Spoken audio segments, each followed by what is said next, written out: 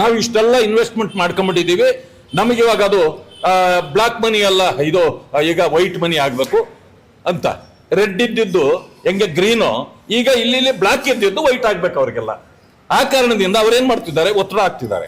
ಓ ಇದು ಒಳ್ಳೆ ನೋಡಿ, ಆ ನೀರು ನಿಲ್ಲೋಗಳ ಜಾಗಗಳಲ್ಲಿ ನೀವು ಲೇಔಟ್ ಮಾಡಿದ್ರೆ ಕನಿಷ್ಠ ಪಕ್ಷ 5-6 ಅಡಿ ಎತ್ತರ ಮಾಡ್ಬೇಕು, ಅವೆಲ್ಲ ಸಮತಟ್ಟು ಮಾಡ್ಲಿಕ್ಕೆ.